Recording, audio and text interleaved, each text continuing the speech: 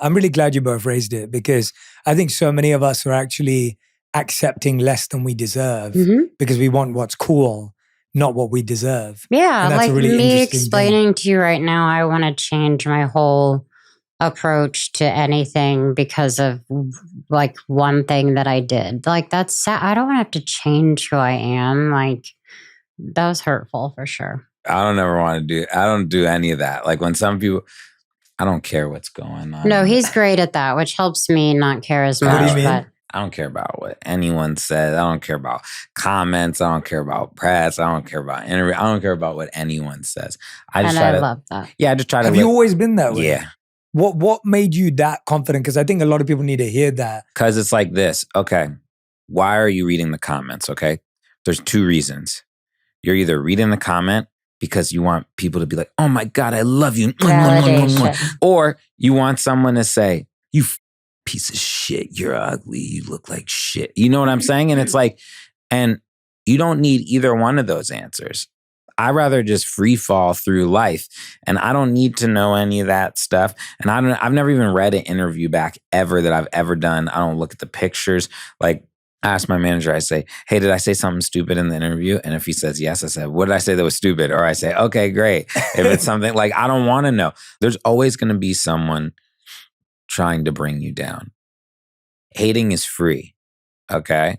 So people are going to be hating all over the world. They're going to be hating from their bedroom. They're going to be, and I just don't even understand it. I've never even thought in my mind to go on someone's page and be like, "Jay, that shirt's ugly. Why'd you wear that? Those stripes look like shit, Jay." No, I never even thought about that. Like, if anything, I write like, "Oh my God, I love this show, Jay." Like, I just don't think we live in this weird world where people seek validation in so many different ways. Fair. And I don't think we need, and I know it's hard. And people want it, and you want to read the comments. You want to look at it. But I just don't think I'm going to gain anything from it. In that time, I could be looking at those comments. I could be hanging out with my friends or like going on a walk or eating something delicious or on the phone with much healthier. Yeah, I think you have that too. And it's why you've been so successful in music, Benny, yourself, because I think you can create original sound because it's not trying to be like someone else or impress someone else. Like it's partly why you're so good at your craft. Yeah. Because to make great music, to invent new sounds, to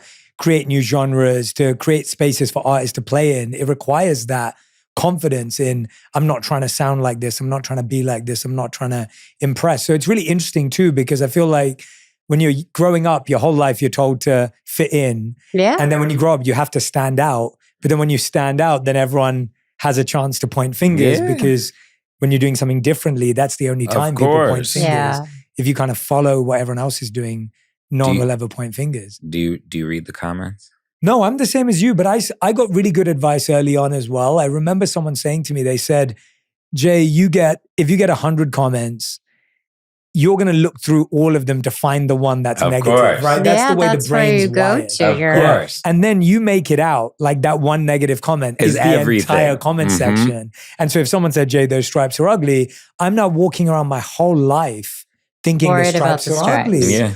And let's get honest, that goes even deeper. If someone says something about you, when you were saying like if someone called you fake or someone called you I was this. basically also going to point out that women have it much harder. Please tell us about it from your perspective. From my perspective, it's pretty wild. And I think this isn't news to anybody that obviously women have a lot more intense feelings from their appearance to, what they are wearing to everything. And I'm saying this is to me when I get prepared for an event, 90% of the time, I'm just like, I just hope I can take the picture and sit down.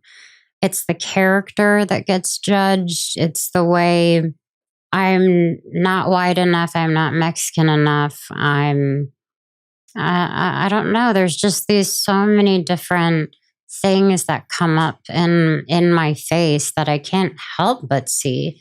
But I fall victim to like looking at things, and it doesn't add to your life, but it's just so difficult from the choices of the people you date. It's like nobody cares about those kind of things with men. They're just like, yeah, they did that. They said that. They did this.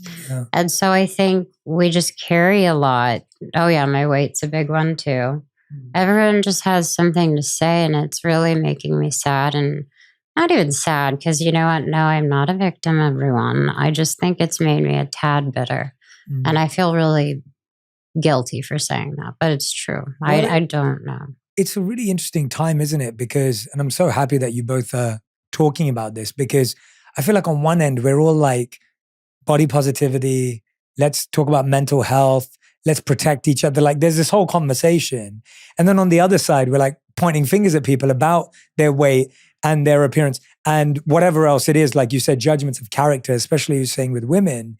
And I find that so interesting, because I'm like, wait a minute, don't we realize that the same people who are saying mental health matters are the same people that are pointing fingers at people that can affect people's mental health? I'm just happier that I don't have that. I had to stop after a while, and I still take breaks completely because I'm human. So of course, sometimes I read things, but I do most of the time ignore most of everything. I don't have anything on my phone at the moment. So there are ways to combat it. I'm doing it. I'm not in like I